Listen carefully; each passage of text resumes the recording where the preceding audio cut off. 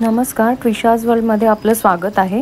मी आज एक राजस्थानी गोडाचा पदार्थ तुमच्याबरोबर इथे शेअर करणार आहे। त्याची रेसिपी मी पण पहिल्यांदाच बनवते, पण हा बनवायला म्हणजे दिसायला अवघड असला तरी बनवायला सोपा आहे। फक्त एवढंच की या रेसिपीसाठी तुम्हाला प्रॅक्टिस लागेल। तर मी इथे जे प्रमाण घेतलं आहे ते अगोदर पाववाटीचंच घेतलेलं आहे, तर तुम्ही त्याच प्रमाणाने सुरुवात करा आणि तुमची जशी प्रॅक्टिस होईल त्यानंतर तुम्ही प्रमाण वाढवून जास्त प्रमाणामध्ये तो बनवू शकता। पाववाटीच्या प्रमाणात दाखवलेलं आहे आणि तेव्हा त्यापासूनच मी सुरुवात केलेली आहे, तर तुम्ही तशीच करा।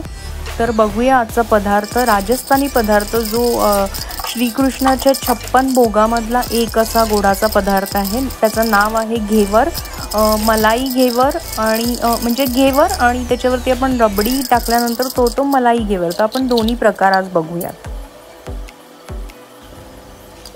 ते इथे मी एका भांड्यामध्ये जे आपण अर्धा टीस्पून तूप घेतलं होतं ते तूप घातलंय आणि बरोबर बर्फाचे खडे घालून ते चांगलं मिक्स करून घेतलंय, म्हणजे फेटून घेतलंय हाताने फेटता एक 2 ते 3 मिनिटांमध्ये ते जे तूप आहे त्याची जे टेक्स्चर आहे ते बदलतं आणि ते लोण्यासारखं होतं, क्रीमी होतं। तोपर्यंत ते आपल्याला हाताने फेटून घ्यायचं आहे आणि त्यानंतर त्याच्यामध्ये आपण मैदा ॲड करणार आहोत। मी इथे मैदा आणि अर्धा टीस्पून बेसन घेतलेलं आहे, पण तुम्ही पहिल्यांदाच बनवत असाल तर बेसन वापरू नका, त्याने घेवर मोडण्याची शक्यता असते। तर पहिल्यांदा तुम्ही करताना फक्त मैदाच वापरा आणि मैद्यापासूनच हा पदार्थ मेन बनवला जातो। त्याचं मेन इन्ग्रेडियंट आहे मैदा।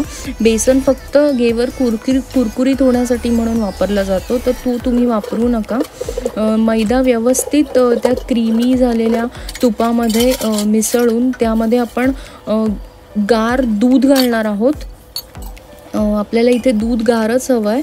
पाववाटी गार दूध घातल्यानंतर आपण त्याच्यामध्ये पाणी जे वापरणार आहोत ते पण आपल्याला गारच पाहिजे आणि त्याची कन्सिस्टन्सी जसं आपलं ताक असतं त्याप्रमाणे आपल्याला त्याची कन्सिस्टन्सी हवी आहे। म्हणजे तुम्ही ते बघू शकता, आपण जे बॅटर बनवलं आहे ते आपण पळीने ओतू शकतो, त्यासारखं ते बनवलेलं आहे आणि ह्याच्यासाठी दूध आणि पाणी दोन्ही गार असणं आवश्यक आहे। हे जे बॅटर आहे ते व्यवस्थित मैदा, दूध आणि थंड पाण्यामध्ये मिक्स करून तो मी गाळणीने गाळून घेतलेला आहे, जेणेकरून त्याच्यामध्ये जे काही लम्स किंवा कण असतील तर निघून जातील आणि आपल्याला एक स्मूथ बॅटर मिळेल। इथे आपल्याला पाक लागणार आहे, तर पाववाटी मैदा होता आहे, तर इथे मी साखर पण पाववाटी घेतलेली आहे। पाववाटी साखर आणि त्याच्या अर्ध पाणी घालायचं आहे आपण आणि इथे चिकट असा पाक तयार करून घ्यायचा आहे। इथे मी तेल ठेवलेलं आहे, तुम्ही तूपही वापरू शकता, पण माझी पहिलीच वेळ होती करायची म्हणून मी तेल घेतलेलं आहे। आणि घेवर जो असतो त्याला एक प्रॉपर शेप असतो, तर तसा शेप माझ्याकडे नव्हता। म्हणजे जो मोल्ड असतो आपल्या केकचा, चीज केकचा, त्याला खालून बेस नसतो, फक्त बाजूचा मोल्ड असतो। तसा कोणाकडे असेल तर तुम्ही मोठ्या कढईमध्ये तेल टाकून तो मोल्ड त्याच्यामध्ये टाकूनही घेवर बनवू शकता। माझ्याकडे ते नव्हतं म्हणून मी ह्या अशा भांड्यामध्ये ते तेल घातलेलं आहे आणि मी ते डबल स्टँड ठेवून तेल ठेवलेलं आहे, जेणेकरून ते करपणार नाही। तर आता तेल व्यवस्थित कडकडीत तापल्यानंतर आपल्याला एक त्याची विशिष्ट पद्धत आहे, घेवर जो तेलामध्ये टाकायची वरून ड्रॉप आपल्याला सोडावं लागतं पळीने। तर ते तुम्ही आता इथे बघू शकता, मी तुम्हाला दाखवते। तर त्या पद्धतीने आपल्याला ते सोडायचं आहे, म्हणजे तेल इतपत गरम पाहिजे की आपण त्याच्यामध्ये जेव्हा त्या बॅटरचा ड्रॉप घालू त्यावेळेस एकदम फेस झाला पाहिजे, बुडबुडे आले पाहिजेत।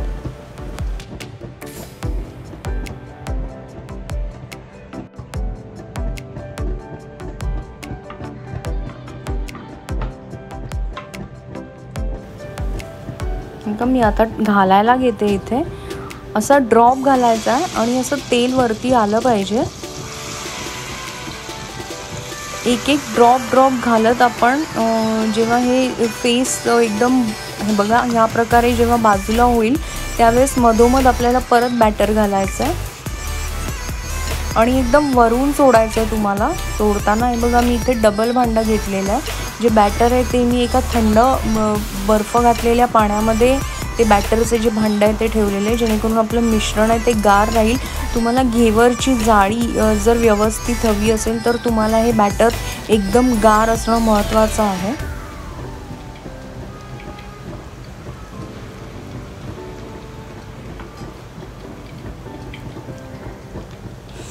ह्या प्रकारे आपल्याला लाटणं असेल आपल्याकडे लाकडी, तर त्याने मधोमध होल करून घ्यायचा आहे त्याच्या. तुम्ही चमच्याने किंवा सुरीने करायला गेलात तर मी ते केलं होतं, पण ते जे मैद्याचं बॅटर आहे ते त्याला चिकटतं, म्हणून इथे लाकडी तुम्ही चमचा किंवा तुमच्याकडे लाटणं असेल तर त्याचा वापर करावा.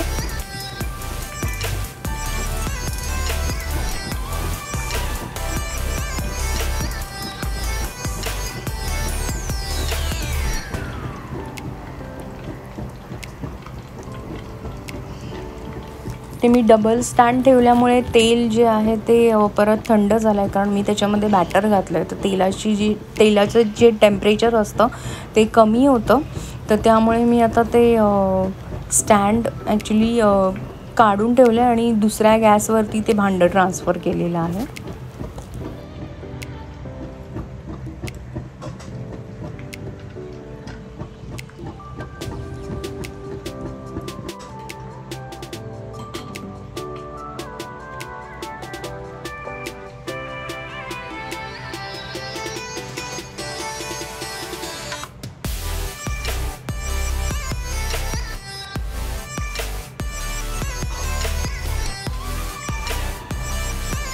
घेवर मधोमध व्यवस्थित म्हणजे शिजण्यासाठी तो तळला जावा म्हणून तुम्ही चमच्याने किंवा सुरीने मधला जो भाग आहे तो थोडासा हलक्या हाताने तेलामध्ये बुडवायचा आहे, म्हणजे त्याला पण सोनेरी कलर येतो व्यवस्थित. कारण बाजूच्या कडांना तर कलर येतो, पण मधला भाग जो आहे तो व्हाईट राहतो, तो सफेद राहू नये, त्याला पण चांगला कलर यावा, तो तळला जावा म्हणून थोडासा तो तेलामध्ये डिप करायचा आहे तुम्हाला हलक्या हातांनी या प्रकारे.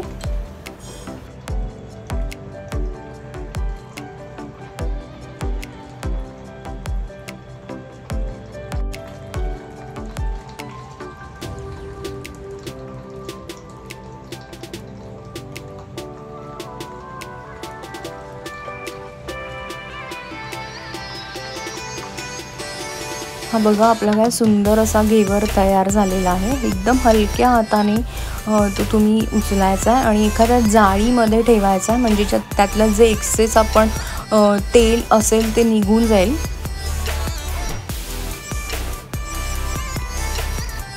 एकदम जाळीदार असा तयार झालेला आहे. अशाच प्रकारे तेल अजून थोडं मी गॅस थोडा मोठा करून तेल परत तापवून घेतलं आहे आणि त्यानंतर पुन्हा हे जे बॅटर आहे ते मधोमध परत पहिल्यासारखं आपल्याला सोडायचं आहे.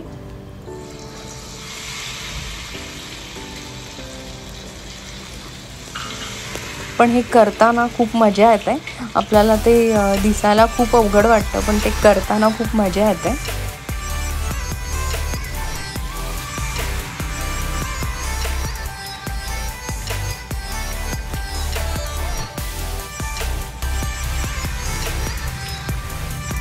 तुम्ही मिश्रण घातलं त्याच्यामध्ये का मग मधोमध परत ते लाकडी चमचा किंवा लाटणं घालून जागा करून घ्यायची, नाही तर काय होईल, तिथे मैदा आहे जो तो एकत्र होऊन तिथे गोळा तयार होईल आणि आपल्याला मग जागा नाही मिळणार बॅटर सोडायला. म्हणून बॅटर घातल्यानंतर लगेच तिथे मध्ये पुन्हा आपल्याला मध्ये लाटणं घालून होल करायचा आहे, म्हणजे जे बॅटर आहे मैद्याचं ते पसरलं जातं सगळीकडे.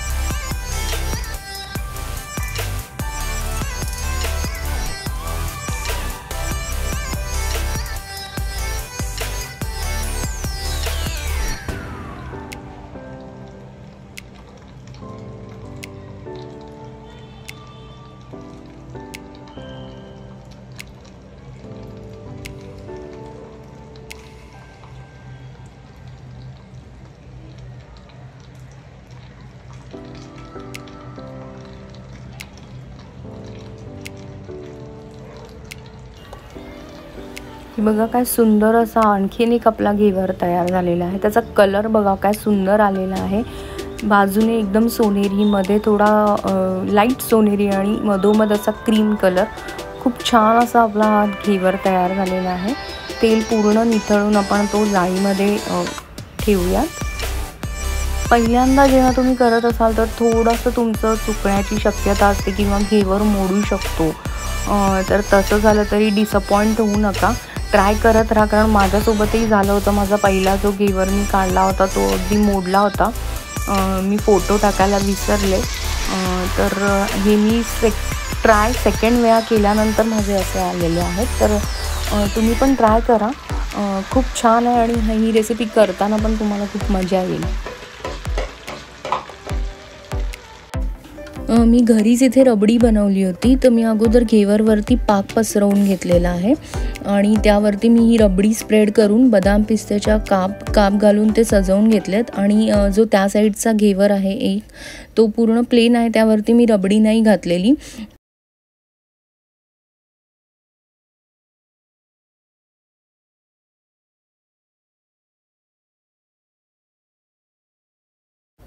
ही रेसिपी कशी वाटली कमेंट करून नक्की सांगा. आणि अशाच रेसिपीजसाठी ट्विशाज वर्ल्डला फॉलो करा, लाईक करा, शेअर करा, सबस्क्राईब करा.